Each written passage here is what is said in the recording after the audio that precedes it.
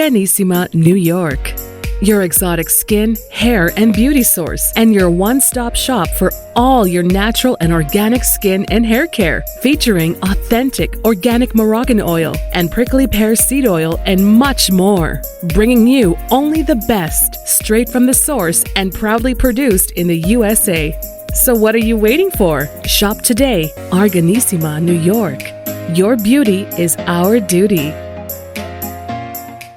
What's up, party people? This is Kwame, and you are rocking with Chatters That Matter right here. Keep it locked. All right, peace. This is Rick Aaron, and you're watching Chatters That Matter with Dr. Cheryl Bryant Bruce and Hurricane. Keep it locked.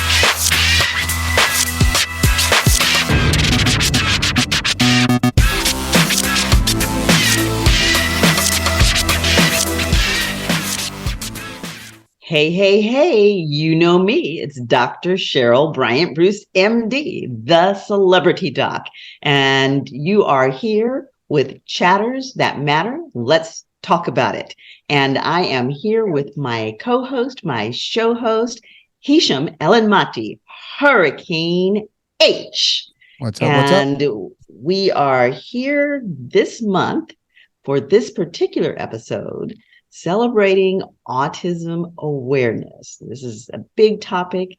It's an important topic because there are a whole host of people in our population now that have the diagnosis of autism, and some who even don't have the diagnosis yet, but who clinically are showing signs of having autism. A lot of people have grown into adulthood and, have concerns about their own behavior. They were the misunderstood kid or whatever the case may be, and don't realize it was autism, and they just never got a diagnosis. So a lot of times they never got the help or the guidance or the understanding to deal with themselves and their special characteristics. We all have special characteristics, and people with autism are particularly gifted in many ways. They have different ways of thinking, often magnificent ways of thinking, and many times are in the genius spectrum on the IQ level. Some of the more important inventors that we have no doubt been on the autism spectrum, as were people like Einstein. So let's talk about autism. To help head off this talk today, we have a very special guest, Hot Mike. Hot Mike, for those of you who do not know him, this is the producer for none other than MC Hammer. We also have joining us in the show, Kia Shine. Hello. Hey, Kia. How are you? Doing fabulous. I do apologize. Fabulous. I'm just getting off the plane. I had to get back we had a speak at the Shelby County government of the commissioners of Shelby County government today about autism. And we got back off the plane just now with my wife. So, and it was a little bit delayed getting from Memphis back to Atlanta. But how are you doing this evening? Everything all right? Everything's all right. We're just thrilled to have you here joining us. And so since you were the first man up to speak, we are going to go ahead and let you introduce yourself. Kia Shine is an actor, music producer, rapper, correct? Yes, ma'am.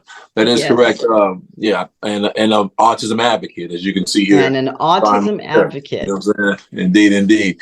I've actually I started my career producing, starting with Yo Gotti. I signed him very early in his career. I put out albums on LaChat, Skinny Pimp, Gangsta Black, a lot of artists that are independent from Memphis that were doing their thing. And then I kind of went and got my own deal and went to That's So Crispy and the hip hop vibe and the whole wave. Ended up writing Drake's Best I Ever Had and doing that thing. And And then from there, kind of did a beeline over to film and television after losing my mom and father to cancer. And yeah, and just been doing the film and television thing since then. I think my first thing nationally I was in was Atlanta with Donald Glover, and then I was in Superfly. That was a big thing for me. And then like I've been in like Star. I've been on with Brandy and Queen Latifah. I've been on Johnson. I've been a character on Red Dead Redemption 2. And more recently, I have a new movie on the way out with Jamie Foxx and Kiefer Sutherland and John Boyega. It's called, and I think Jamie just had a medical seizure today too. I'm trying to figure out what's going on with it. I just heard about that. Yeah. Oh my. So I'm going to be checking with Breon when I hang up this call.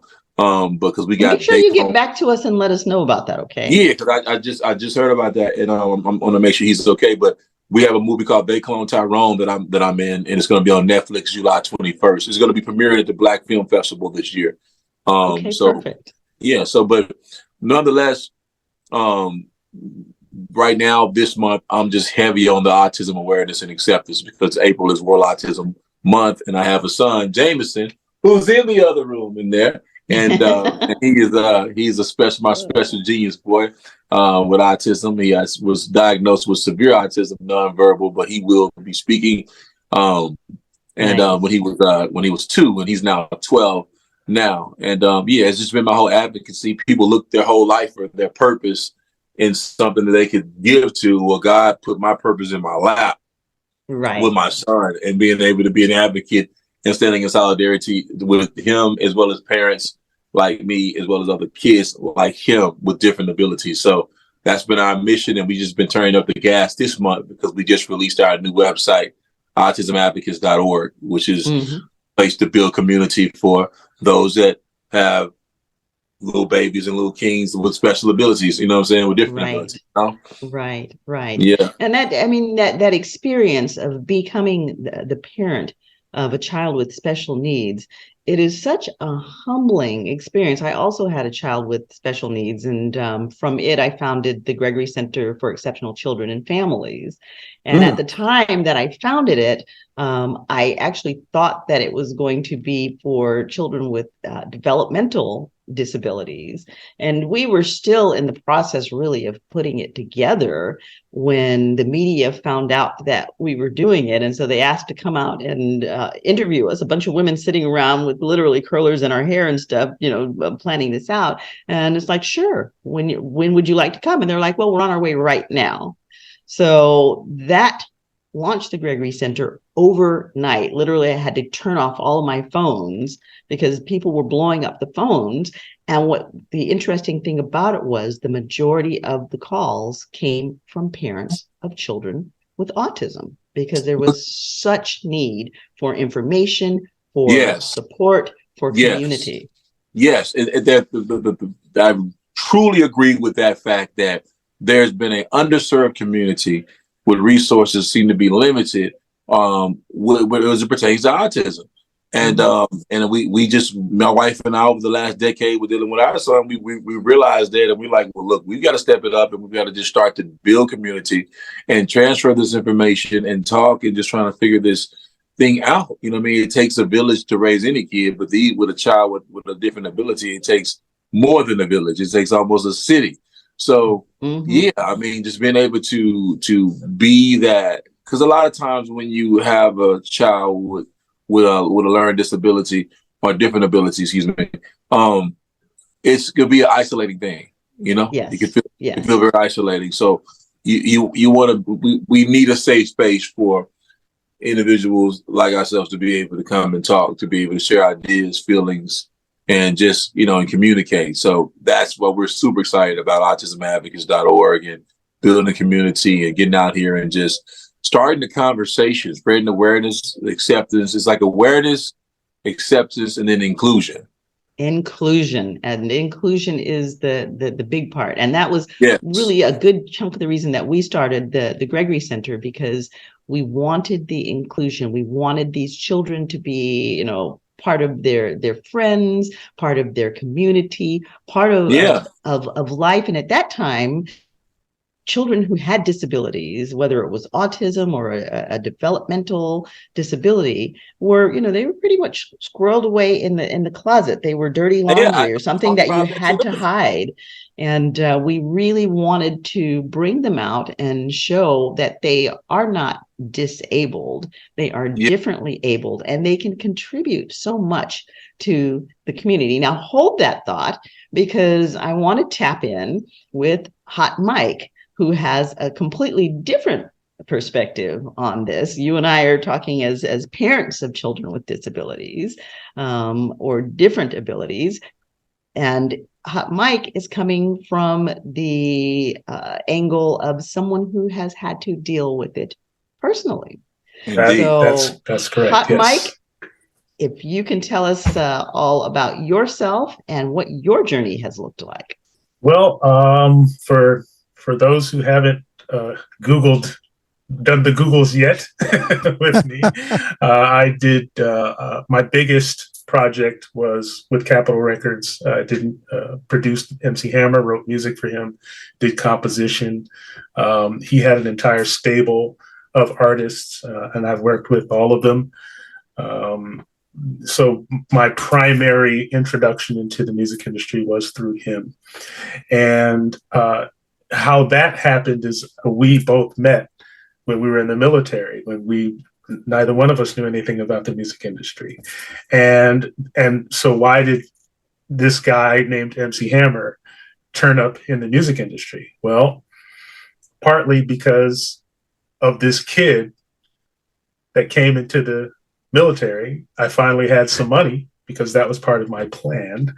And I started buying musical equipment, because when I was much younger, my parents could not afford lots of musical equipment, because they would buy a piece of equipment, they would buy a musical instrument, I would learn how to play it, and then they would buy another one and I would learn how to play that.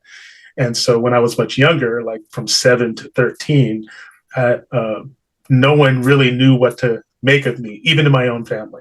Like they were like, why is he playing all of these instruments? We had no idea, we're not teaching him anything.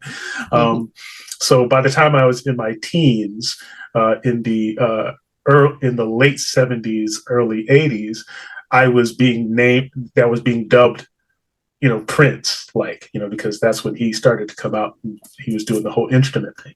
Right. And I knew that if I went into the military, I had a check and I could buy instruments. Well, I did that. And I bought all these instruments and I jammed them into our barracks room. And Hammer Did you work with the military performing band? I did not.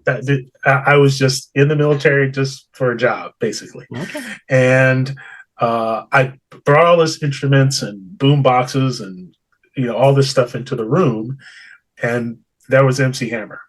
Now, he wasn't MC Hammer at the time. His name is Stanley Kirk Perel. That's his real name. And so Stanley was like, oh my goodness, here's this kid that plays all these instruments. And he just asked me flat out, he said, hey man, can you make some songs that I can rap to? And I was like, sure, yeah, whatever. And that's literally how it started. And at that moment he said, you know what? I'm buying all kinds of custom suits. I'm going to be a rapper and I'm going to take you with me. I promise. And I was just like, yeah, whatever. And he did. And he did. It was good for his word. He got out of the military. He was much older than I was. So he was already going through the military. He got out. I was still in. And he did. He actually came back and said, hey, I think I got a record deal going and I want you to come with me. And then the rest is history.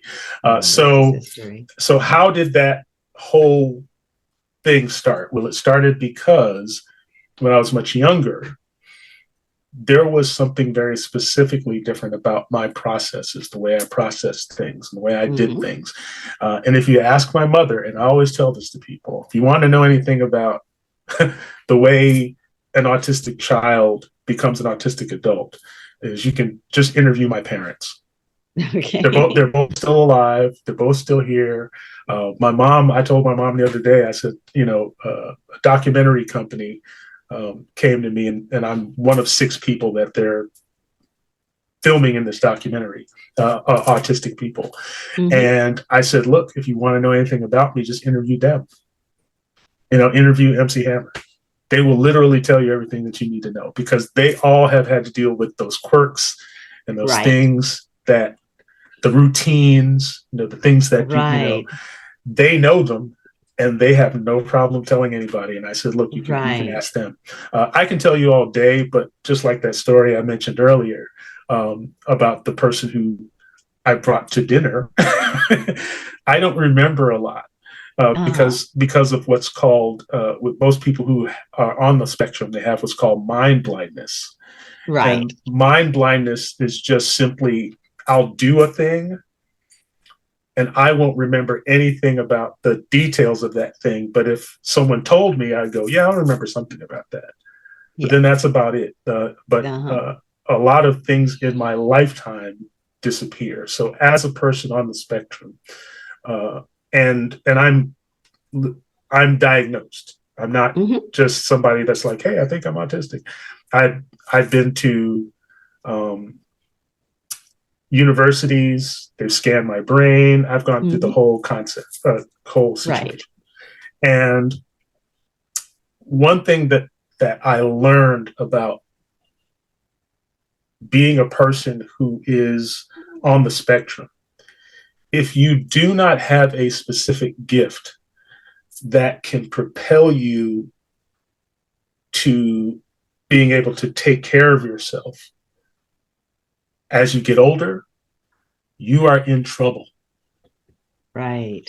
You will be taken care of by your parents for the rest of your life.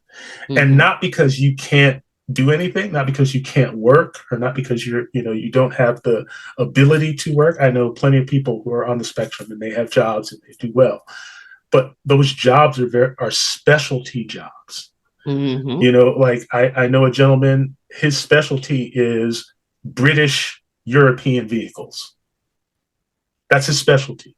If he wasn't working on those cars, he would be broke. He'd be on the street, homeless. But he has a stable of Rolls Royces, Bentleys, Range Rovers, you know what I'm saying? And he's doing very well because he knows how to fix those vehicles and he never got training for it.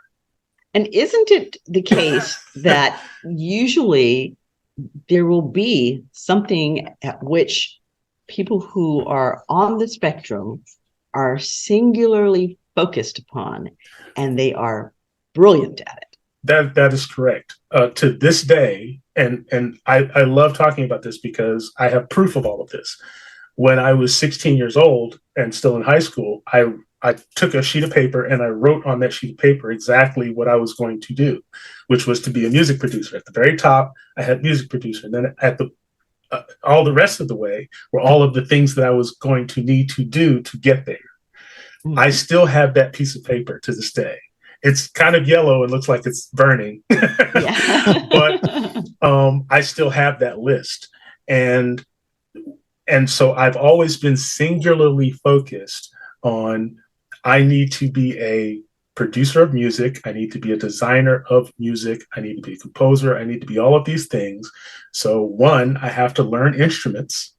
So this started very young, as I have to learn instruments. So that's why I started playing all these instruments, wind instruments, reed instruments, guitar, strings, everything, piano. I just focused on, if I learn how to play these, I'll be fine. Then when I went into grade school, then I learned how to read music.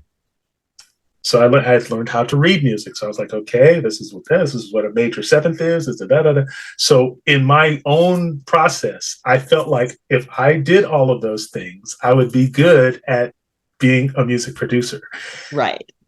To this day, I have people that come up to me and say, hey, man, I remember when you were in the studio at Fantasy Studios and, you did this, you did that. You just walked in the studio, you'd be in there for 30 hours. You wouldn't say anything to anyone. And you just left.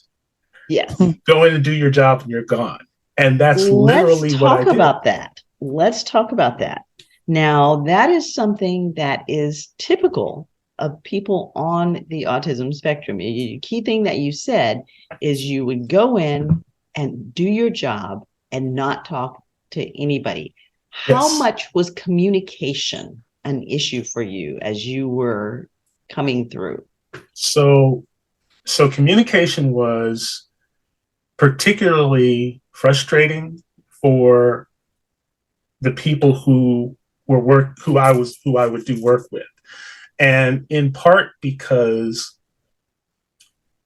of my hyper focus, not because I couldn't understand them or they couldn't understand me. The issue was sometimes people just want to do small talk. I don't. I'm not into small talk. So unless there's a specific topic of discussion, then I'm in on the discussion, sort of like, when we started out. I'm in on the discussion. Hey, that thing happened to me. Let me talk about that thing. But then I'm done after that. And that's particularly devastating in TV interviews. I'm sorry, in interviews on radio and things like that, because I can stop talking and then there's just dead air, and no one likes that. But I have over the years, I've learned to always have a thought process that keeps moving. And I saw someone do this and I actually appreciated it. I'm not a political person. I'm apolitical. I just, whatever. But former President Obama is very good at this. When he's talking, he doesn't want to break his thought process. So he pauses on purpose. And when he makes that pause, it causes you to go, what's he going to say? You don't feel like something's wrong. You feel like something's coming. Right. And so I started the lean in moment, the pregnant pause. The pregnant pause. So I started to mimic. It's called echolalia. I started to echo what he was doing because it worked for me. It also keeps me from being a speaker that appears to not know what the topic of discussion is, or I don't have some kind of presence of mind for the subject, because it's difficult to keep a very specific way of speaking if you don't know what the topic is. Right. You get lost very easily. And I often got lost because sometimes what people were talking about was something I'd never experienced, because I don't live like people generally live. I'm not a person who goes out at clubs. I have sensory issues, so I can't go to loud places. Some of these places are very dark. And so that is also a sensory issue. I don't like walking around in dark spaces. Even places that are too bright, like department stores. You can ask my mom about that. I like to hide I always hid in the clothing things, those little things that they're round and the clothing racks. I used to hide in them all the time. So they would always lose me. That's interesting, because you always see kids hiding in those clothing racks, but it never occurred to me that some of them might be using them as a tool to manage their environment as opposed to as a play place. That's an interesting thought. And back in the day, if you lost a child, you just go to the front desk and you say, "Hey, I lost my child. Can you call them over and that happened many times. So over time, I understood that was going to happen. So every time we went to the department store, that's directly where I would go. And they wouldn't find me until they were ready to go, because then they would just call me over the and I'll just go to the front. I'm like, "Here I am." They're just like, "We're not taking you out anywhere again." And that was that. But that kind of way of communicating for me was difficult, because I really did not have anything to talk about, because my main focus was to produce music, was to be in the studio, was to, move faders, plug in. Okay, so let's talk about that a little bit, because what we're talking about is something that now they've coined the term neurodivergent. And Yes. people who are neurodivergent have a different way of sensing things, experiencing things. And again, a different way of thinking. And people think of these as, quote, disabilities. But in actuality, they can be great gifts, as they have been with you, where, you know, this has promulgated you to a tremendous career. But you're in the entertainment industry where people communicate, and where one of the big parts of the entertainment industry is being able to read other people, to read the expressions, the nonverbal cues. How did you deal with that? Because most people on the spectrum have some difficulty with reading those nonverbal cues and with interpreting those nonverbal cues. Did you run into that trouble? Yes. Short answer. The way I dealt with it, okay, let me put it this way. So there came a point in the span of my lifetime where I recognized that if I did not figure out how to read between the lines, so to speak, when dealing with people's expressions, dealing with sarcasm, dealing with certain types of things that I not just wasn't familiar with, but when I heard those things did not, those expressions or those images did not turn into something that made me feel like I had to respond to it. Mm-hmm.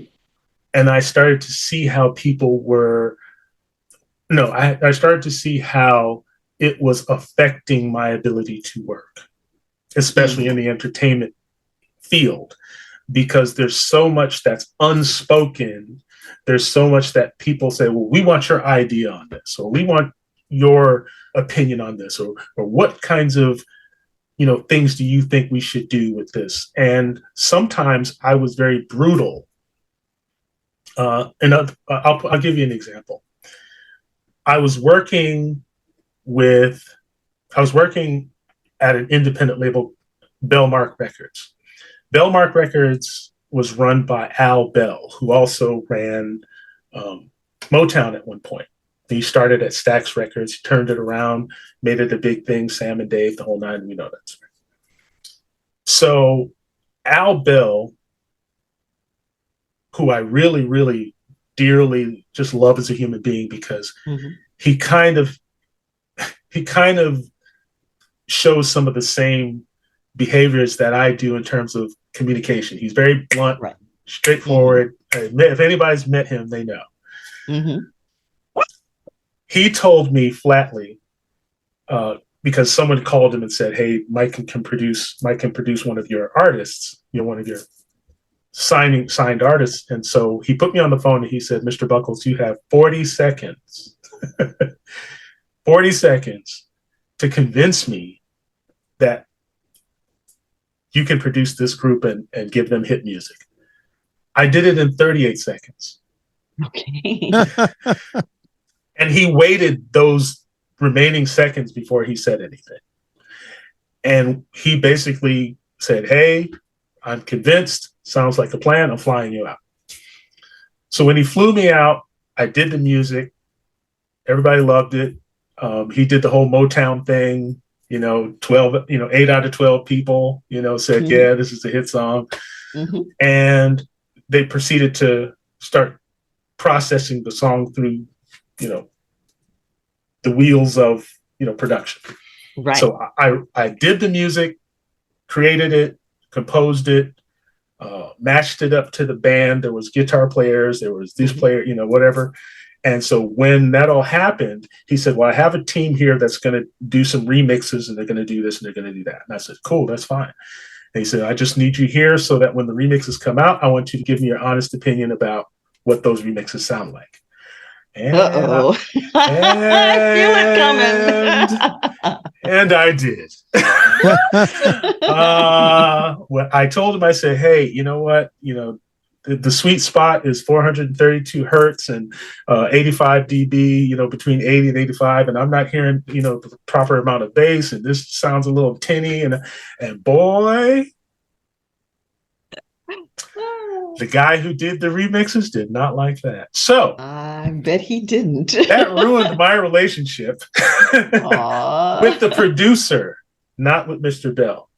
Mr. Bell actually appreciated that. He actually really was impressed with my ability to hear what I was hearing. But that just came from years and years and years of being in studios and understanding equipment and understanding, sonic resonance and all these other different things that I have just been exposed to over time. And so when I mentioned those things in real time on a particular product or project, that was disturbing to some people who just like to go into the studio and turn stuff all the way up. Yes. Or back things down and then not equalize them and all of that. Right. So I understand how that works and how to make it work with equipment. And I just let him know, I'm like, look, this could be better. Mm-hmm. And it's, I did the music, so I know it can be better. And it wasn't the thing that killed the project, Okay. but it didn't help. Because then that guy then went to the artist and said, he don't like my stuff. And then he was just like, how come you don't like your stuff? And then I don't want him on the project no more. And I was basically ghosted off of the project. Mm-hmm. The group didn't come out. And they were angry with me because they thought I made a boatload of money off of their project and it had never come out yet. And I was just like, no, So my inability to kind of read the room, so to speak, Mm-hmm. became a source of frustration for me because I wanted to keep good relationships with people in that business because all it takes is one person to just go around and say, you don't want to deal with that. The business is very small. and it's not, and in no way is it easy to recover from that sort of thing.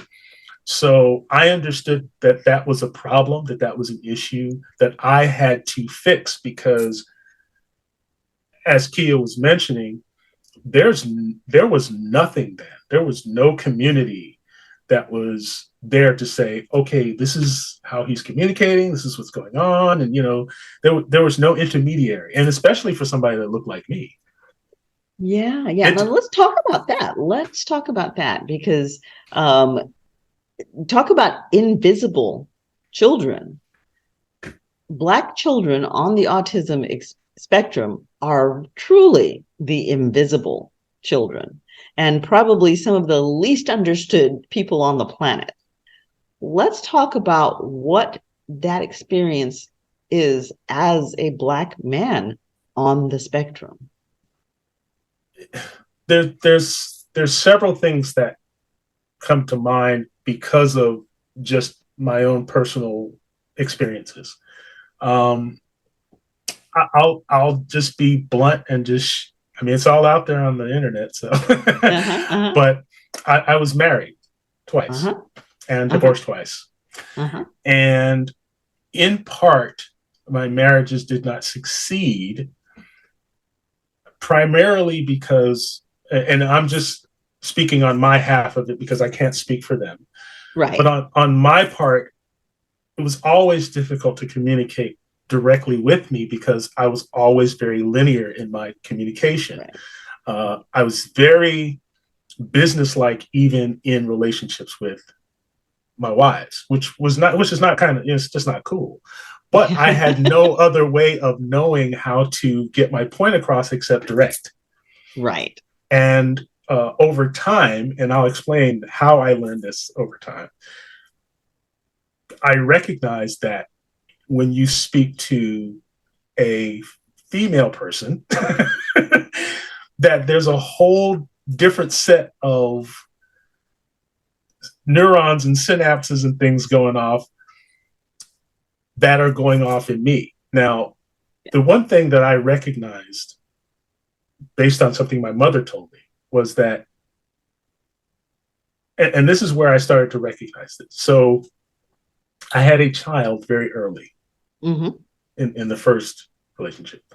And my second marriage, that ended because, again, no, not communicating right, very dogmatic, not, But as I was raising my daughter, because I eventually had a situation where my daughter was with me 100% of the time, full time. What I learned about women and dealing with girls and what they need from us as men is two things. Mm-hmm. I've said this to anybody who would listen. The two things that I realized that my daughter was absolutely in need of from me specifically as a man and as a father is one, relative safety, Mm-hmm. and relative security. And the reason why I put relative in front of it is because nothing is completely safe and nothing is completely secure.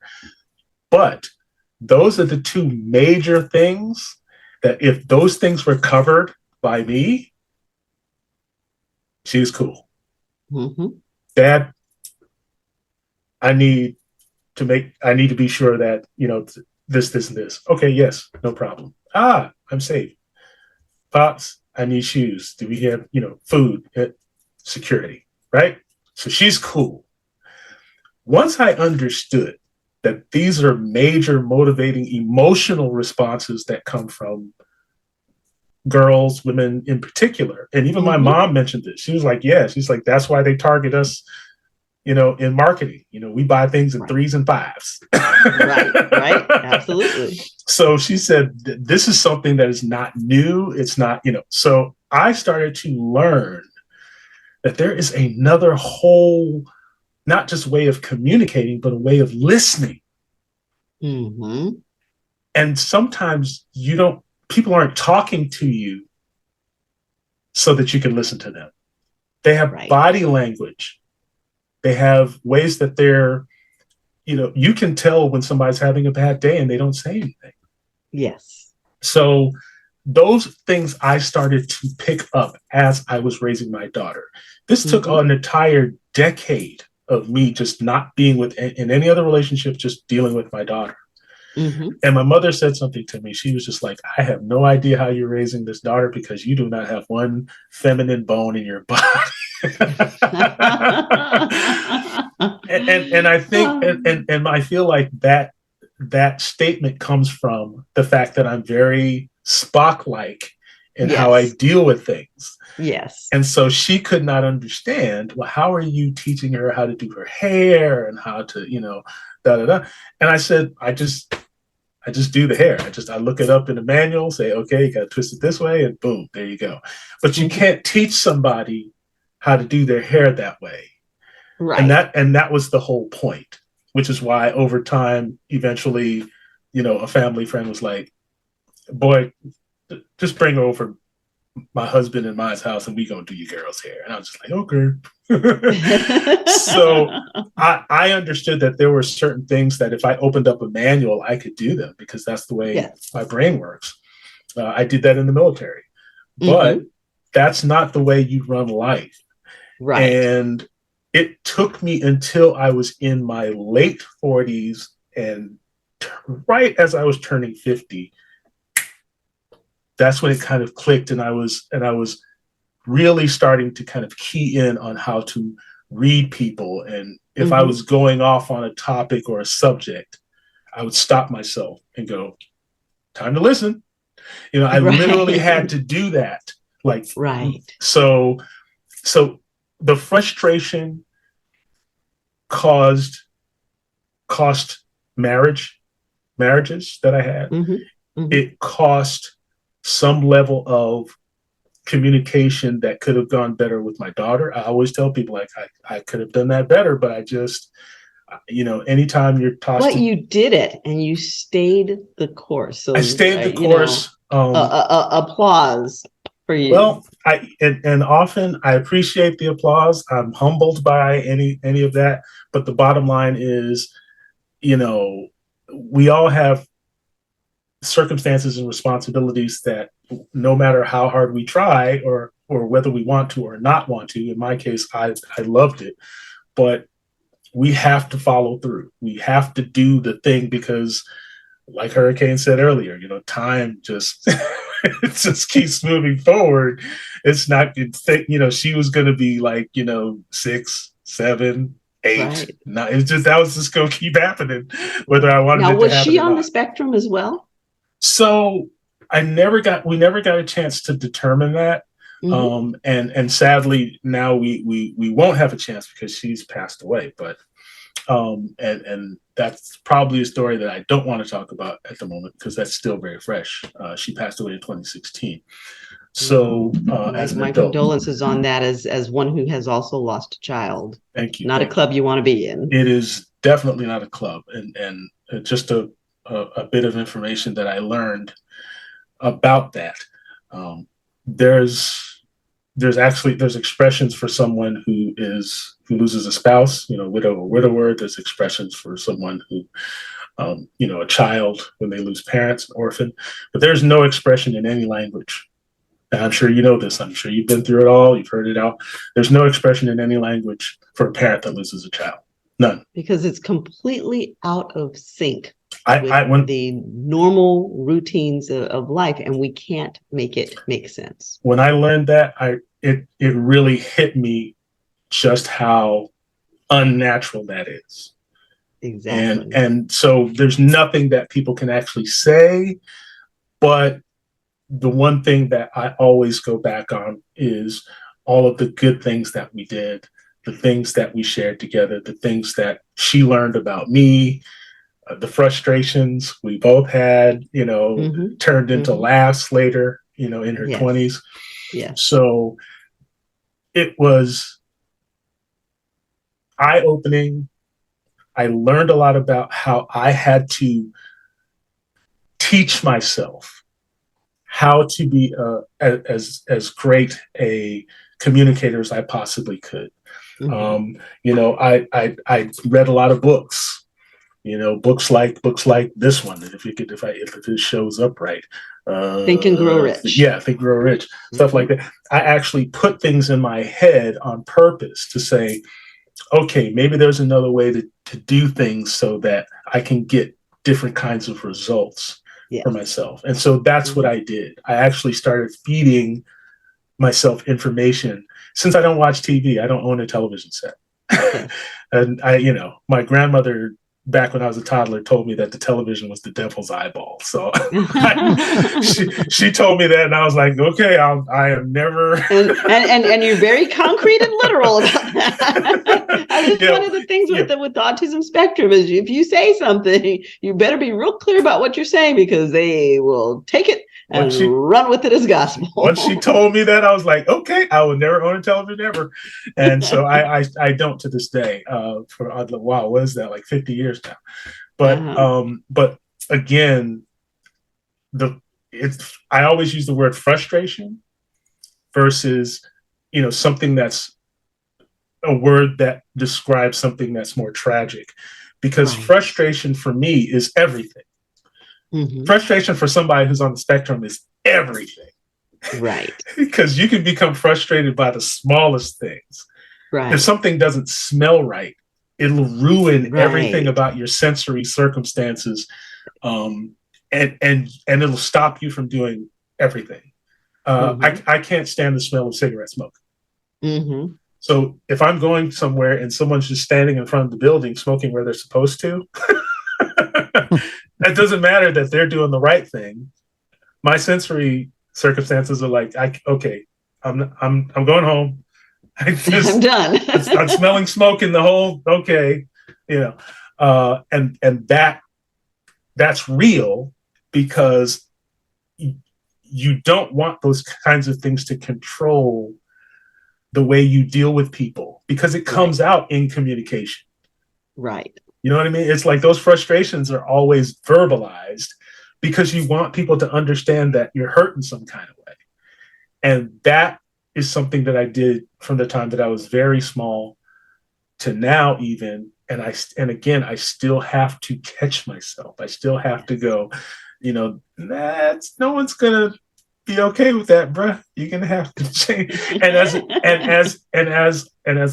a black man, as a indigenous, whatever you want to call me, the expectation is, he's either athletic, he's funny, he's entertained, he's gotta be cool. There's got to be cool. There's something about that, because he's, and I'm none of those things. I'm nerd central, But what I had to learn was that you cannot diffuse, detach, cancel other people's expectations. But I did learn this, and this is actually biblical, by the way. It's another book that I really enjoy, and that is dropping all of your expectations. And I have literally had teachers tell me, how dare you? You shouldn't tell children to just drop all their expectations. We have expectations for children. I'm like, and that's part of the problem. That's why it's hard to teach kids, because you're giving them a bar. Now, it's important to help children to reach for something, but that comes from inspiration. Right. And we can't give a person inspiration. I mentioned this to my mother the other day. I said, I don't want to be inspirational. And that sounds weird to some people, because in the world that we live in, you have all of these influencers on social media and all of this. And this has to do with communicating with people. And my goal is not to be an inspirer of people. I would never go out and say, I'm trying to inspire young people. Inspiration is only something that a human being can draw from another human being. You can't bottle that up and go, hi, I have this special inspiration here for you, and I'm going to give it to you. That is not how it works. How it works is I do something aspirational, and they go, man, this guy's multi-platinum record producer. He's worked on albums that's gone 5 times diamond, historical, iconic, work that he's done. He works in television. He's an actor. He does this. He's done all this stuff. He's still in the entertainment business. He's, and that's inspirational. See? Now that comes from directly comes from someone who sees that, like the gentleman that I was telling you about who wrote me that long thing. Right. He found inspiration in the way I behaved. And that's how, and so you can't bottle it up and say, I'm going to give it to this person, this person, this person. Each individual person has to find something inspirational in someone else. And that you don't know where that's going to come from. Right. Do you know what I'm saying? I mean, somebody could be an animal the places trainer. You least expect. Yes. So my goal is to communicate who I am. My goal is to clearly state, this is who I am. This is how I do the things I do. This is how I get through the day. This is how I move about. And it has allowed me to remain honest and self-aware, so that when I get into a circumstance, I can come out of it successfully. I can come out of it with something that I learned new about myself.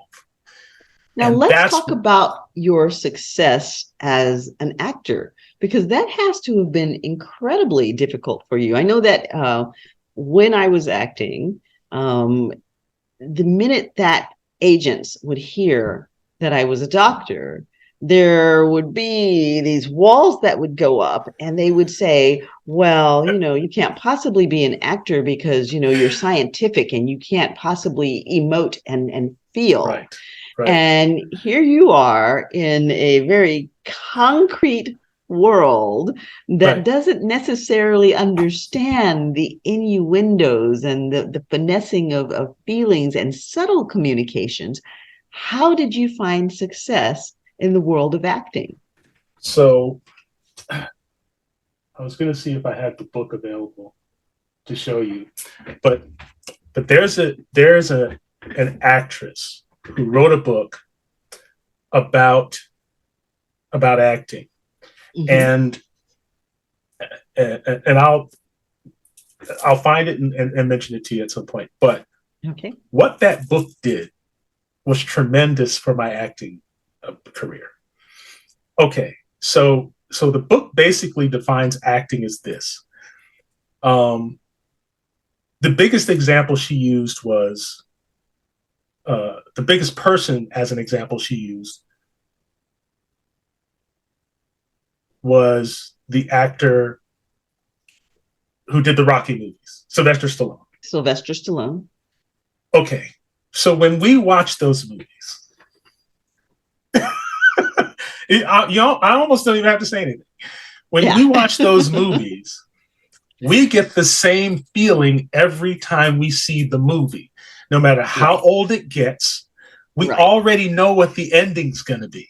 Right. But why is it that we already know what the ending's going to be? Is it because the way the script was written, possibly? Is it the kind of semi-corny-ish way that it keeps running up to, okay, this guy is eventually going to win, and yay, and everybody's going to applaud him? But there's something about that, about the ability to draw emotions out of people that don't belong there for the person on the screen. Right. The method that she talks about using is to to try to bring emotion out of people, but to try to bring empathy out of people. It's not my job to go on screen and show emotion. That's not my job. According to this actor, coach. Your goal is to pull empathy out of people. So however best you do that, it might not necessarily be because you emoted on screen. Right. It could be the progression of the story and how, and maybe they saw you down, or they saw you in a circumstance, and so it's how you best show your true self in that circumstance. So we get it. Acting like that is very exhausting. The Creed actor, Michael B. Jordan, he's said that on several occasions. That style of acting will drain you. Yes. Because you're not trying to emote. You're trying to draw empathy. Right. And that is exhausting, but it's rewarding. Because when you do it, you have made a movie that's going to make you money for the rest of your life. Right. And we all know that Creed series of movies is going to make that man a billionaire. We already know this. Now, this is the way I act. Even as a background actor, when I started, that's what I did. Anytime there was a prop that was around me, I would use the prop. Because the director would come in and he goes, "Hey, you know what? I know you guys are in the background. Relax. Do normal stuff." Da, da, da, da. And they go through the whole list of things that you're supposed to do. And I'd be sitting in there amongst all these other actors who've gone to schools. They've done this, they've done that. Some haven't done anything, but they're all like, I'm an actor. I'm going to be, out there one day. I'm going to audition. And I'm sitting there, I'm going, I wonder how many of these people are going to use their props. 9 times out of 10, and I'm sure you've seen this.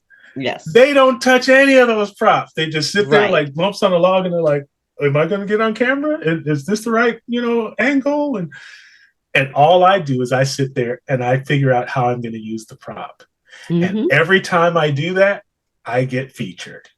That's right. And the reason why is because I don't just have a bottle of water sitting in front of me that the directors or the set prop people put there. I take the cap off. I'm sitting there while the actor's doing his thing, and I'm like,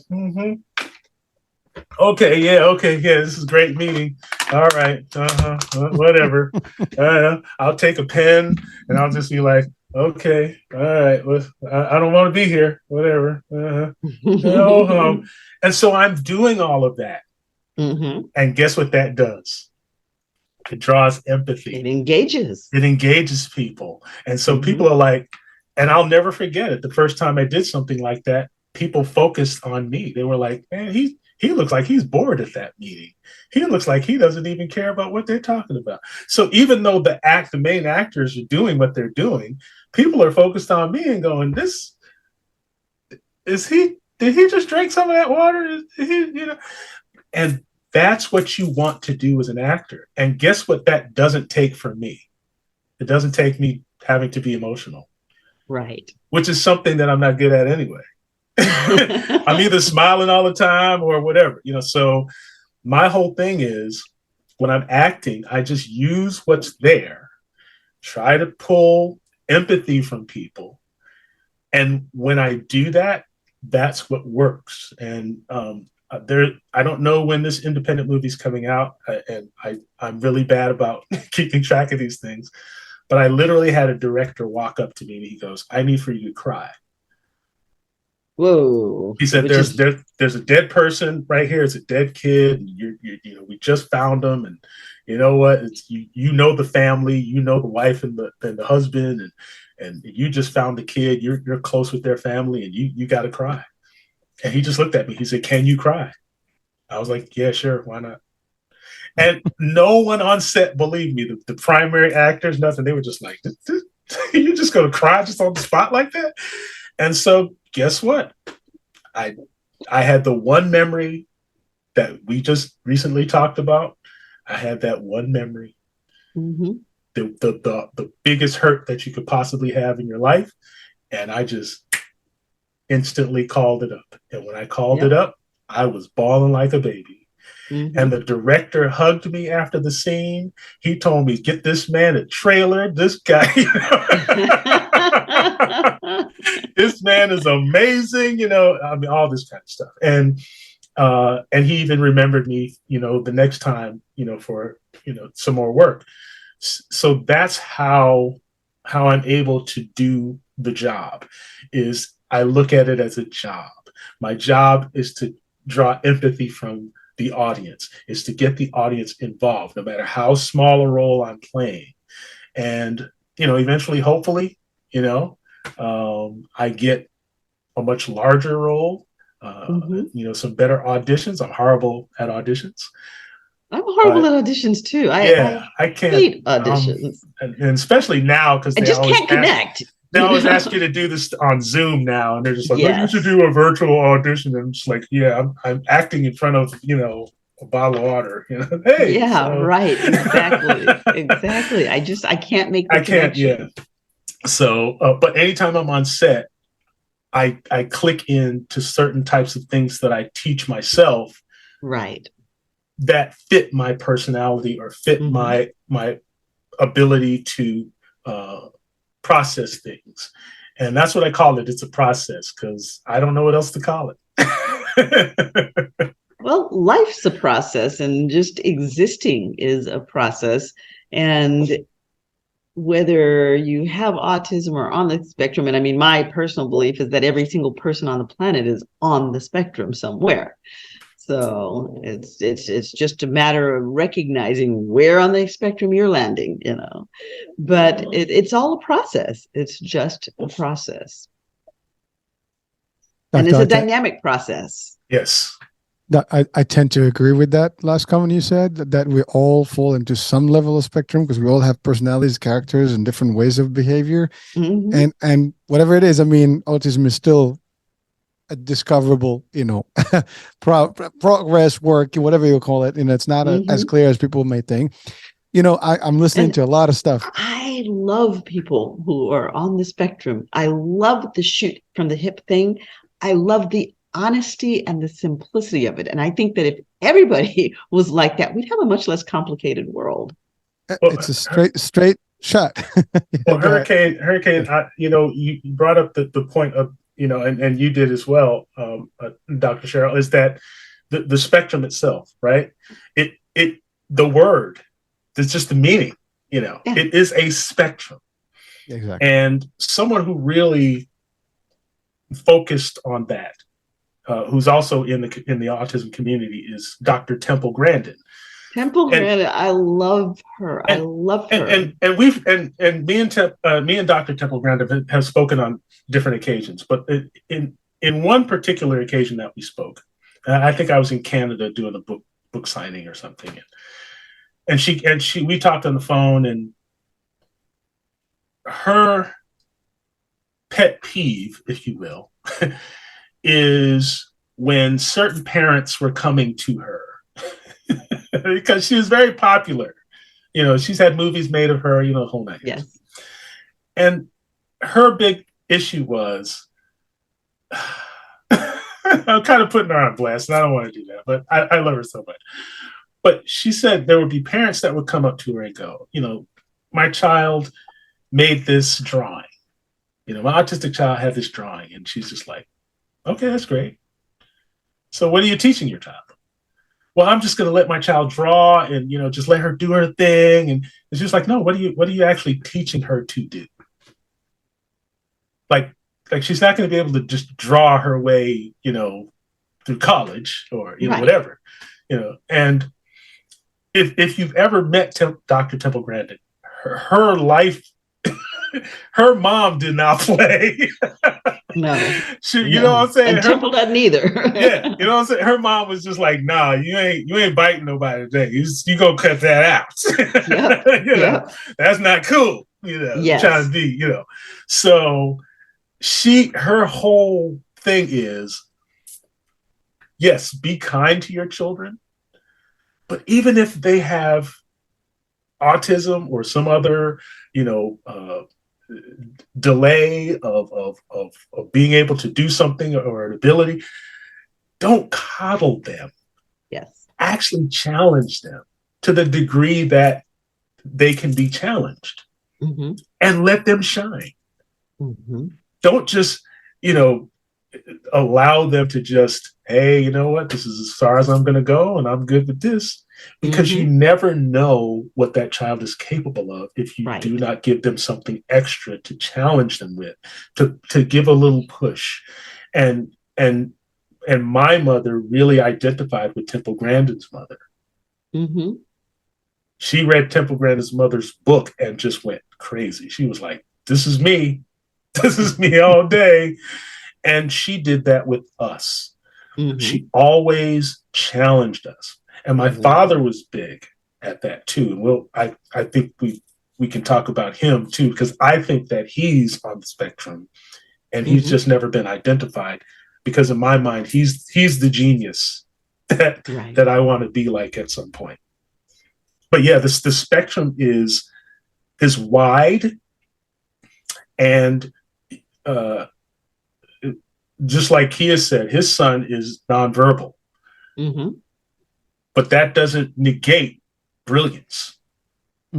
I see all children as brilliant, regardless of their circumstance and where they are.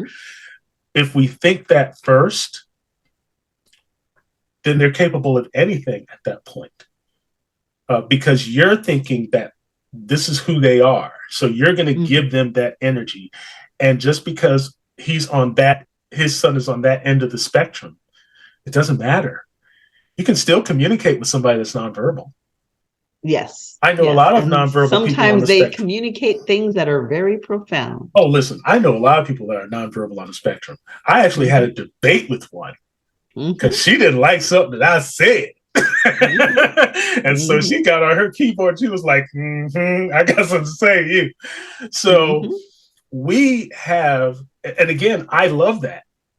I enjoy that, because what that should do is it should give other people who are not regularly involved with people who are on these different ends of the spectrum a chance to see that we're just regular people having conversations. Right. This is not brain surgery. This is not rocket science. We just want to have community. We just want to be able to talk to people, and wherever we land on the spectrum, I don't know how many times I've heard people say, man, you're just a genius. You pick up stuff like that. No one has to train you to teach you to do nothing. You just look at it a couple of times. I don't know how you do that with that piece of equipment. It's not designed for that. I've heard that so many different times. But in my mind, I don't see limitation. I don't see, exactly. I can pull something apart in 3D just looking at it. Exactly. But that's the way my mind works. And as frustrating as it is sometimes to live that way, because I tear everything apart. I used to do that when I was a kid, and I still do it. But I explode everything. And then I wind up having to fix it, put it back together. But my goal is to make it better. Okay. So that's literally how I do everything. That's how I create music. That's how I produce other people's music. That's how I do marketing. That's how I do all the acting. I explode it. I look at it, and then I put it back together. And I go, this is how I need to do this. And I can do that in a split second. Now, I don't know. Mom says it's a gift. And I had to actually agree with that because I don't know where that often comes from. And I have to admit to myself that sometimes, we all have different gifts and we all have different things that we do that's impressive to another person, but that's okay. I was a top 40 DJ, radio DJ. But the only reason why I was a top 40 radio DJ is because I echoed a voice that I had heard when I was a kid. And the voice that I gravitated when I was a kid was Frankie Crocker. Frankie Crocker was a radio DJ up north, and I listened to him all the time. Frankie Crocker. He'd just come on the radio. Oh, this is Frankie Crocker. And he'd do this thing. So I just mimicked his voice when I was hired as a radio DJ because I'd never been a radio DJ before. And so I mimicked his voice for the entire interview, and the guy was like, "You're hired." So I've been able to work and to do things because I can take stuff apart, put it back together in my own way, and then do that thing.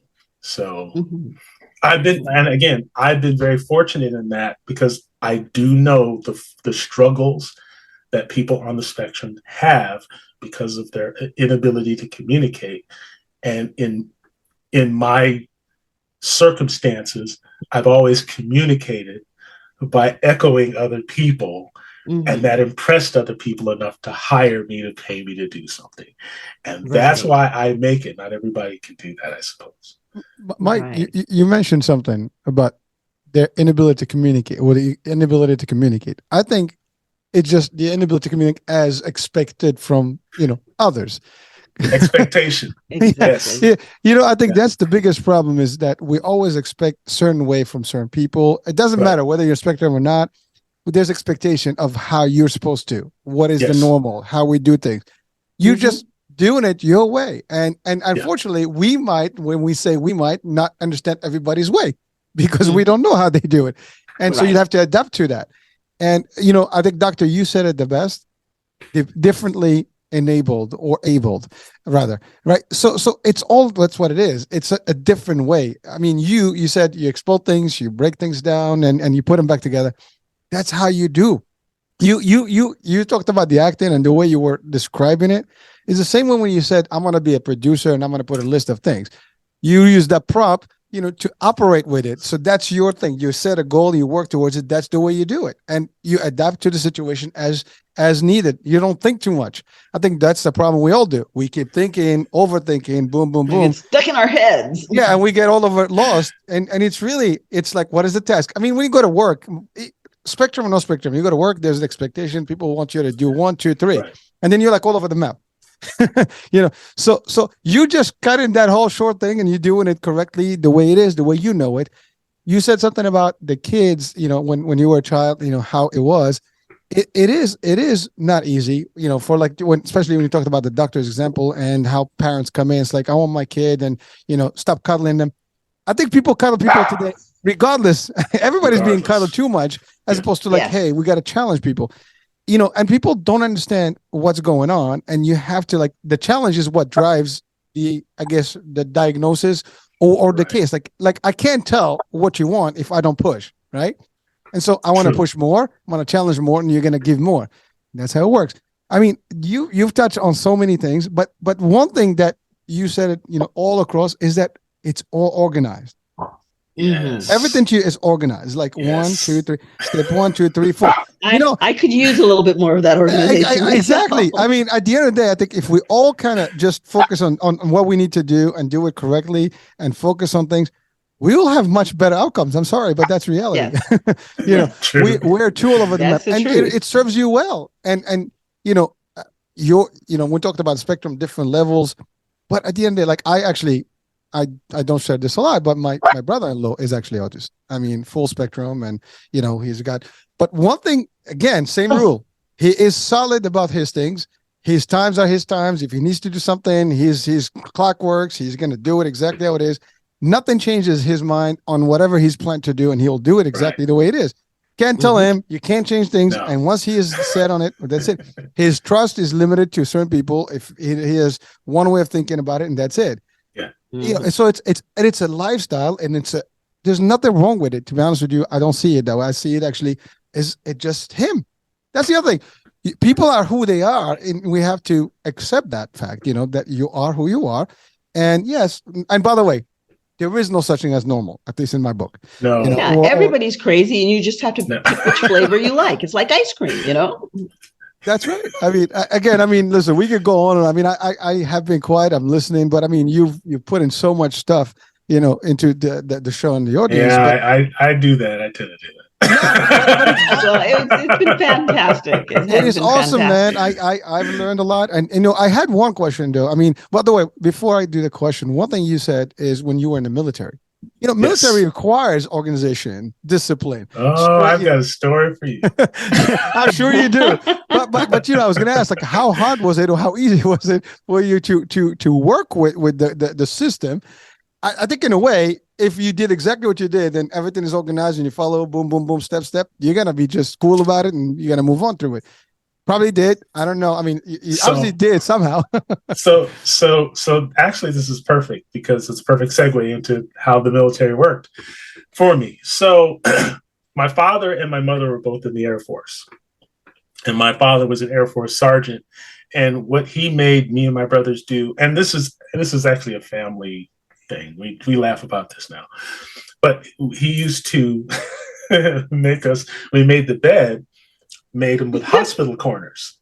Yes. And that part that you sleep under had to have the fold. Yes. Perfect. And it had you couldn't slip it under that. It was so tight. So did you bounce the quarter? You can bounce the quarter off of that. So military brat. Yeah. So me and my brothers made our beds like that all the time. And it got to the point where that's what we had to do every time we got out of the bed. We had to make it like that. To the point where when I was going to sleep, I would try to slip up under that and just like, I don't want to make this anymore. So that's where I came from. So in my mind, discipline was not necessary, because I had already come from a circumstance where everything was regimented and disciplined. Now, so I get into the military because my parents were like, "Yeah, you'll be fine." So, not knowing that I'm on the spectrum, so I get into the military and I'm in boot camp. Okay, so this is what I should have been told about boot camp. Boot camp is designed for people who do not have discipline. That's the whole point of boot camp, is to get you ready for the discipline you're going to be in. So if I could have skipped over boot camp, it would have been great. Instead, I had to go through it. And this is what happened, because I'm already regimented and I already have things lined up and organized and ready to go. The young men and even older men, middle-aged men that I met who were going through boot camp, I did not like any of them.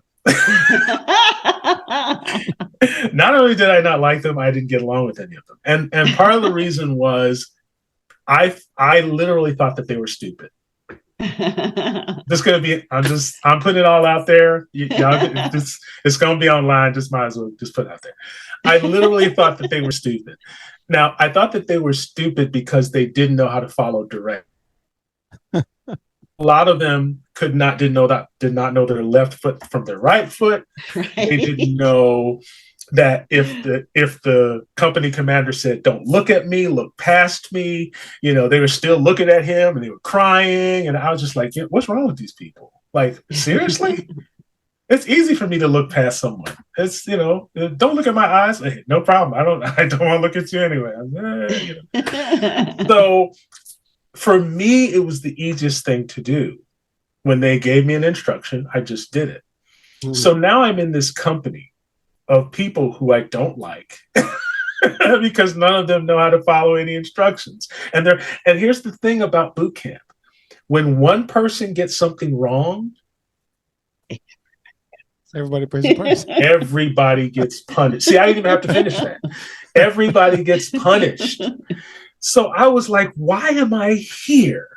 I'm always getting punished for what these idiots are not doing.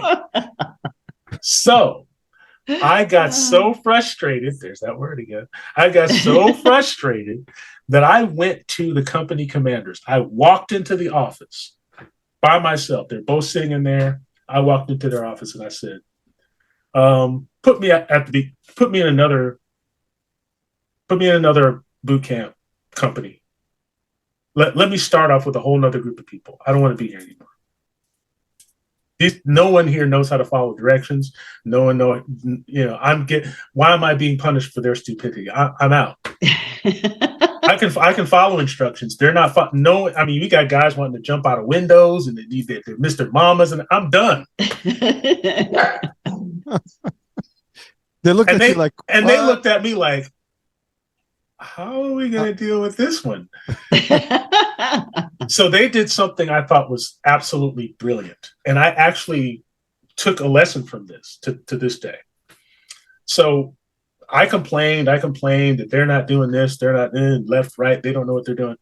And so they looked at each other and one looked at me and he goes, and he opens up his drawer. He's got this desk that he's sitting at. He opens the drawer of the desk and he takes out these two, what looks like rankings, that you pin on. Right. He puts them on the desk and he goes, "That's your new rank." And I go, "What?" He goes, "That's your new rank. You're gonna put those on your outfit, and that's get squared away. But that's your new rank because we're gonna put 5 people under you, right? And you're going to train them to do exactly what you know that they're supposed to do." Team leader. And I was like, "Oh, okay." So I took the rank, put them on, got squared away, walked out of the office, and the guys were like, "Yo, man, you got rank. Yo, what you did? Yeah." And I was just like, "I'm picking you, and you, and you, and you. And we're going to be our own team, and we're going to do our thing. We're going to get ourselves squared away, and we're going to do our thing." So I trained those guys. We got a little thing. Every time we go around the base, we're like a little, 6 of us, just hand to left, and then we were perfect. Everybody was like, "Yeah, fuck, man, we got it going on." So, still getting punished because them other idiots is getting us in trouble. So I go to the company commanders again. Same complaint. I'm like, you know what? Who's going to deal with these other characters? We're squared away. Why are we getting punished? He didn't even look at his partner this time. He just opened his drawer. Another rank. Took out some more ranks. He's like, "That's your extra rank." I was just like, "Okay, now what?" He goes, "Now you're going to have 12 people under you." He's giving it the whole crew. So I'm like, okay. So I get 12 people now. So it's head, left, and we're all tight, right? Now that's literally like maybe, I don't know, like a third of the group because there's a bunch of us. Yeah. And so a lot of them are seeing us and we're getting, extra rank and we're doing our thing. And then people are like, well, maybe we ought to really get with it and concentrate and do what Mike over there is doing, step up our game. So they started to step up their game. And when some of them would mess up and that would cause us to, still get punished, I was like, you know what? Let me go to the person that's actually causing the problem and see if I can help him. So I'll never forget this one guy. He didn't know how to actually shine his boots because they don't give you polish to shine your boots. You have to figure out how to buff out the leather on your boot to make it shine automatically, to make it shine on its own. They don't give you patent leather boots. You have to shine them up. So I actually, because his boots were crazy looking and he's like, I don't know how to do it. Nobody wanted to help him. So guess what? I wasn't getting punished. We're doing this. So I walked over, dude. I said, hey, man, if you hang with us for at least a couple of days, I'll get those boots shined up and you'll have a whole technique of how to do that on your own. Oh, Buck, man, I appreciate that. My name is Buck because my last name Buckles. Man, Buck, I appreciate that, man. Helped him shine up his boots. Got him squared away. Nobody got punished anymore. Weren't any more fights in there anymore. Everybody was cool because nobody was frustrated that they were going to get punished again. And that's when I knew there was something about how I was disciplined that made a difference in other people wanting to be disciplined. Yes. And you cannot teach that. Yes. In some ways, that's something that comes with how you're brought up, a little bit of DNA, a little bit of who you are. But you can always improve on it. You can always turn it into something positive. For a good chunk of the time I was in boot camp, it wasn't positive. I just thought I was the man. And that wasn't the case. I wasn't just the man. I was the guy who already knew what it was that they were trying to teach. Right. So they were trying to help me to be someone who could teach. And that's why when I finally got when I finally made the place I was going to be at in the military, my duty station. Yeah, that's what I was searching for in my brain. When I finally got a duty station, I was in a squadron. I was in an air reconnaissance squadron. It was like, people were like, how did you get an air reconnaissance squadron? Like, we're all going to like submarines and crazy stuff we don't want to be in the Navy. And I said, well, I have no idea. But they send top people to squadrons because you're dealing with airplanes and all that kind of stuff. Yeah. So I got to the squadron and literally like a month into being at the squadron, the company commander came to me and he said, we think you'd be a good officer. Oh, what?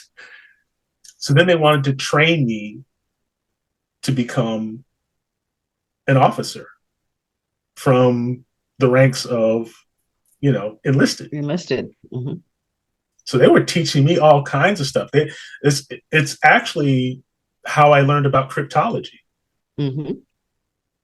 Because they were teaching me how to do all of this coding and all this other stuff that nobody was doing in the 80s. How to create documents on computers.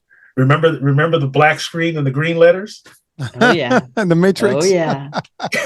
Oh, yeah. And I remember computers being the size of a wall and you had little key punches. The little dash dots. That's how I would create entire programs and create forms for the enlisted people to fill out so that they could, get paid, so they could update their status, everything. I was doing that from scratch. And they were like, man, this guy, we just give him a book and he just learns everything. And the cryptology thing, of course, lasted down to this day because I have 4 certifications in crypto. Cryptocurrency law enforcement, all kinds of work that I do in crypto now. I even advise crypto projects. I'm advising one now that's, looking at trying to get about, I don't know, 3 to 5 million invested in it. Because a lot of people are afraid of this process in crypto. But the one thing I learned is that the government has no problem with crypto. Right. All my certifications come from Homeland Security. So I already know what the government wants to do with crypto. So I advise crypto projects to not be afraid of being registered projects. You know what I mean? Right. To go to the SEC, do all the right paperwork, do everything you're supposed to do. Everybody's trying to, go against the government, and I'm like, don't do that. Just be someone who has a solution for the government, and you'll be fine. But these are some of the things that I've learned how to do over time because of that hyper focus that I'm grateful to have, and my father has it too, because he's a master electrician and he's almost 90 years old. You don't stay a master electrician just because you say you are. There's a test you have to take every year to keep that going.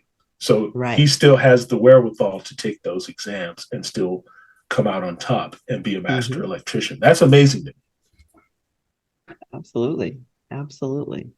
Now, as people are looking at the neurodivergent community to bring them into community and into workplaces, what advice would you give?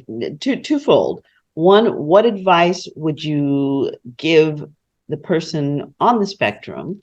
And two, what advice would you give the people looking to bring this neurodiversity into their community?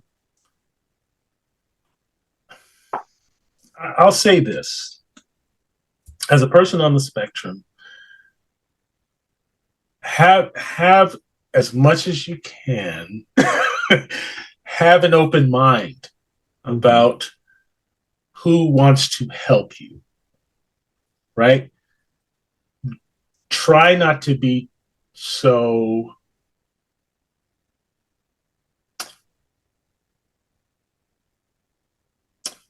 try not to be too dogmatic about judgmental. What it is that judgmental is part of it, but try not to have any assumptions about how someone is doing something to assist or to help or to make you,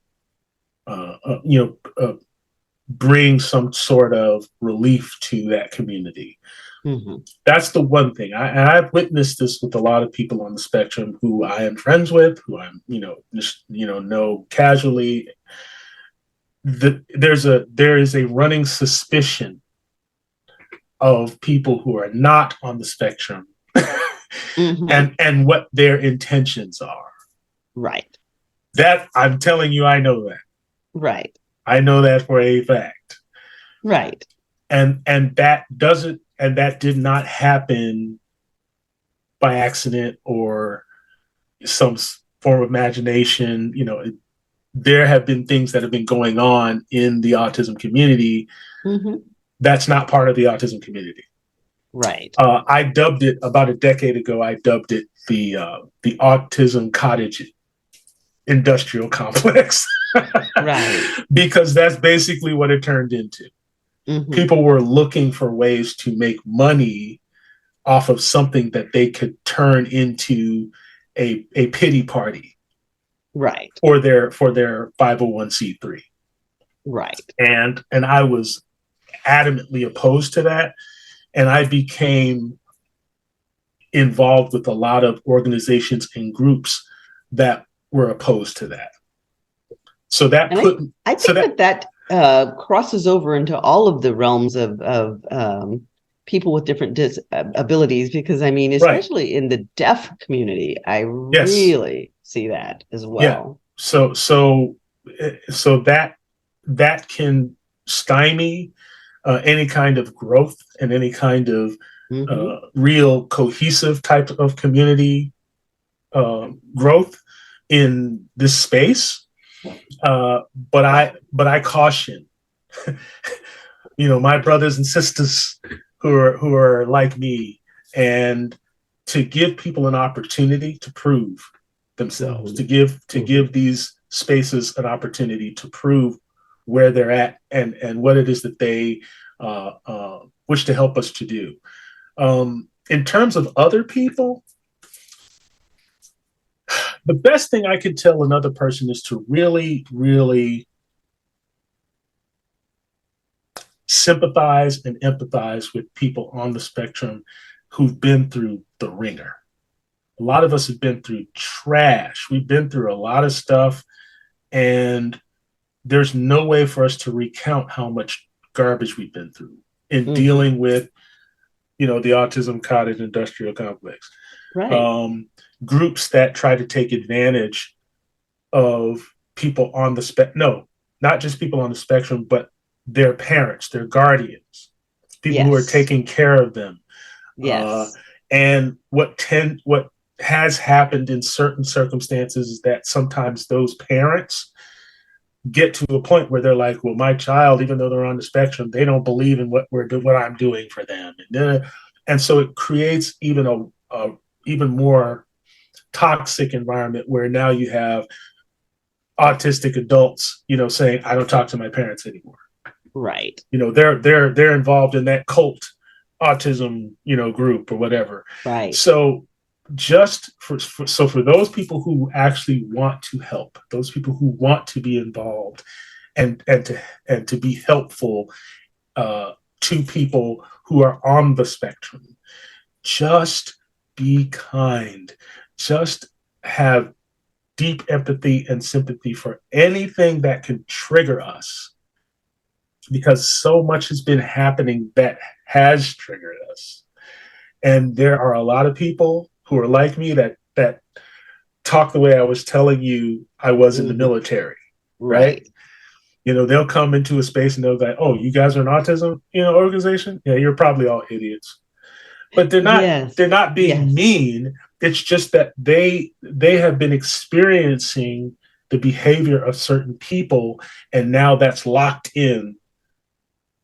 And then they have to get locked out. They have to have consequences. It absolutely does. Major consequences, because I had a patient that was clearly on the spectrum and absolutely brilliant, and came in with the "you guys are idiots and I can fix this" attitude, was rejected, and it ended up in, I had to 5150 this gentleman because he was fully suicidal, and I didn't dare let him walk out of the building. And he appreciated, it wasn't completely against his will. I explained to him what I was seeing and where he was at, and he appreciated that I gave him that opportunity to not take his life. But it had that much of an impact on him, the rejection that he got, because he was just looking at these people as idiots that needed to be fixed. And that's the danger. That particular experience right there is the danger, because now you've got someone that has no hope. When you take hope away from a human being, it's not like, oh, they're hearing negative stuff all the time and then, oh, I'm just hopeless. No, the core of who that human being is, you're denying it in some way, shape, or form. Yes. And even though someone like myself, who and folks know this about me, I don't hug anybody. I'm not a hugger.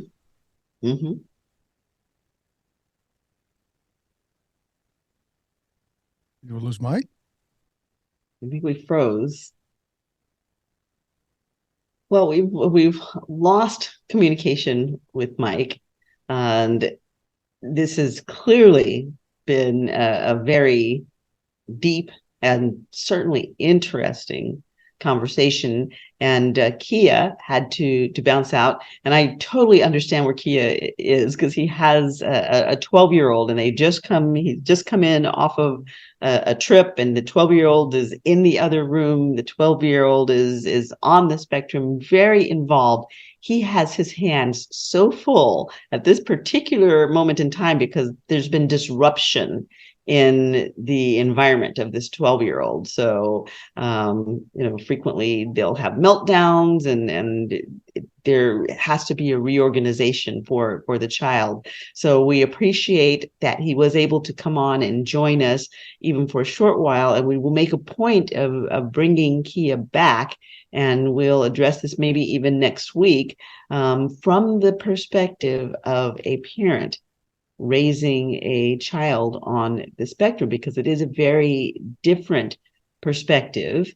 And for every Mike out there that is successful, as he indicated, there was a successful parent who understood what it was going to take to bring him to a point where he could be self-sustaining, where he could be a productive part of society, and where he could be in community. That didn't happen without the tremendous efforts of the parents. So I look forward to bringing Mike back on to talk to us about some of what it takes to be the parent of a child on the spectrum. This is Autism Spectrum or Autism Awareness Month.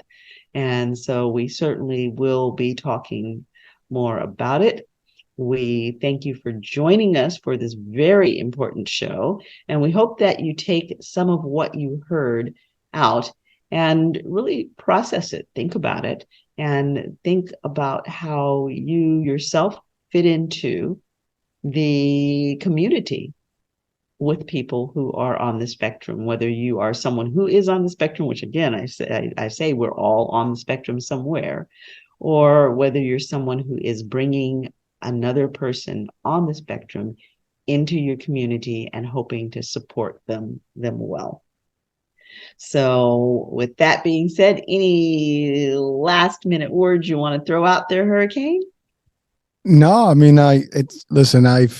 it's been rich as a conversation. I mean, Absolutely. Me putting any words would not add up to the source, and Mike, was very rich in what he gave us. And actually, I had a show with a person who was actually a podcaster and who had suffered with the autism, and great personality, great show host. And I mean, he was a guest on my side, but I also promote his stuff, and it's just awesome to see the success level and that the ability, as you said. Yeah. I love what you said, differently abled, and I think that should be a new way of describing people who are dealing with things differently from what we expect them to be. And again, quote unquote, because we all have these things that we think that we are perfect or we are one way or the other.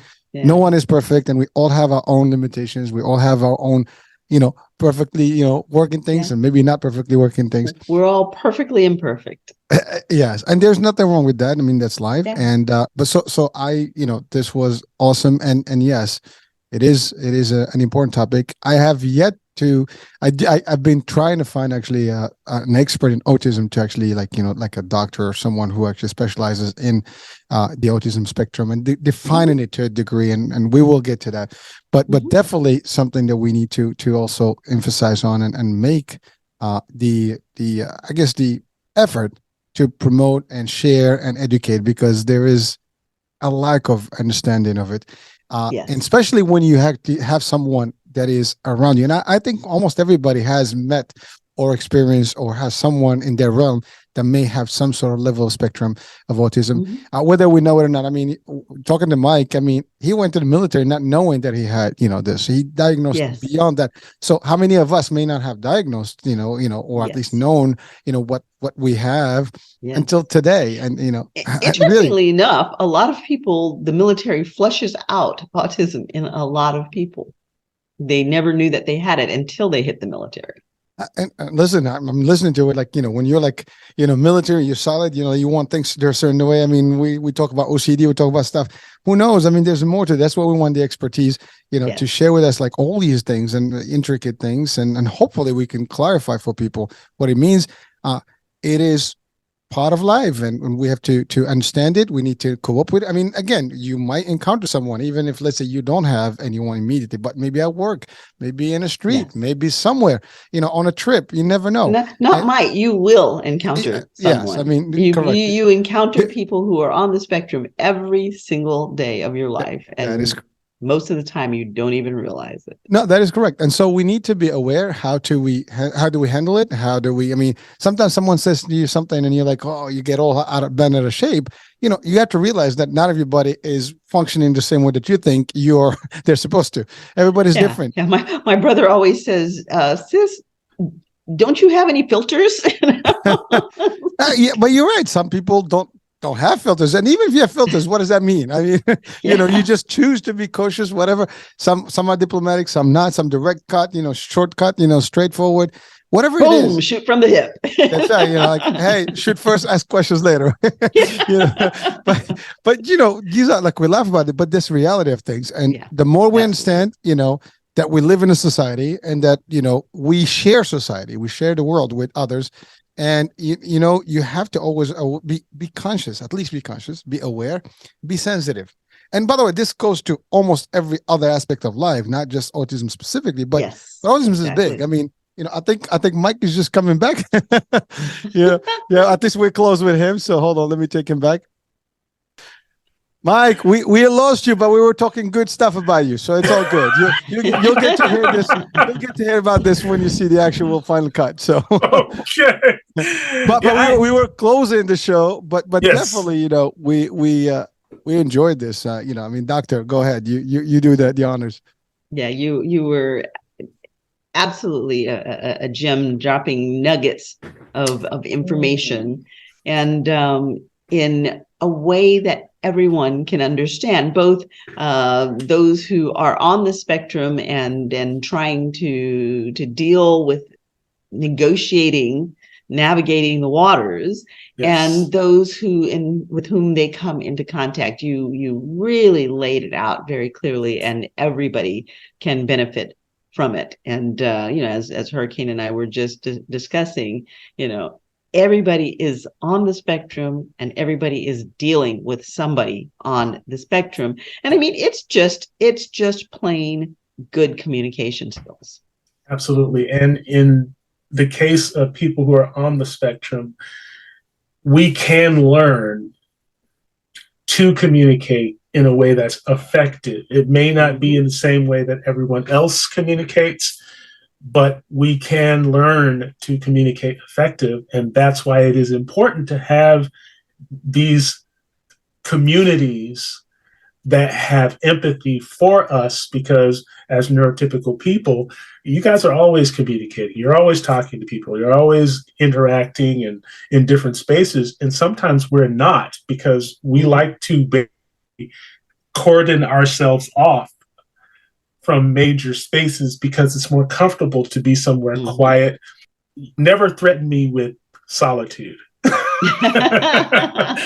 Because solitary confinement would suit you quite nicely. I'll be good. Well, you're going to be in a 10 by 10 box. Okay, I'm straight. Works for me. Works for me.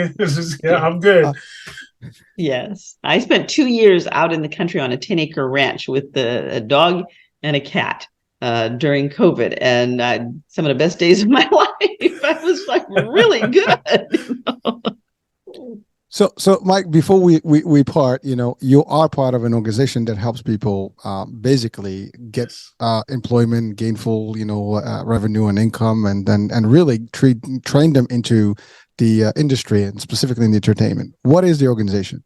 Absolutely. Let me tell you about it. The nonprofit that I'm working with at the moment is called YIC Unity. It is a 501c3, and that 501c3 his mission is to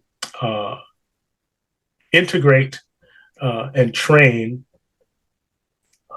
adults with disabilities, specifically autistic, to acquire the necessary skills to assist them in securing careers within the entertainment industry, earning, and not just that, but earning a competitive wage. So we help them to train them, put them in very specific situations with companies that are actually doing things in the industry. And they will be getting gainful employment from here on in. I love this organization. I am a member of board of trustee. I give them tips. They read my comments when I'm on Twitter, when I'm on LinkedIn. They're very, very tactile. They actually interact with the things that I discuss and talk about, especially when it comes to the entertainment industry, because that's what we're doing. We want to make sure. But we also understand that these young people are very specifically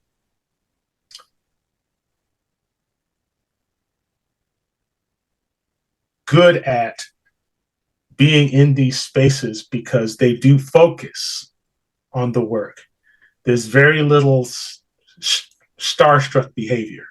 Yes. Everybody's just there to do a job, and they always do that excellently. So the people who are the primary actors and stars and directors, and they can do their work, and they know that there's somebody that's there that's like, okay, I got this. I'm the best boom person you're going to have. I'm the best, lighting, everybody there knows exactly what that person's going to come in, and that job's going to be done a certain way. So companies are learning more and more that, hey, this is a resource that we need to tap into. And these are brilliant human beings, and we need to treat them so that they can treat them in such a way so that they can take care of themselves, be comfortable, make sure that they can take care of their creature comforts and all the things that any other person would need to do. Hey, let's use this resource. And that's basically what this mission and goal is of the organization. It's YICUnity. It's literally spelled out with those letters, .org, YICUnity.org. And I can't say enough about this organization. It's the real deal.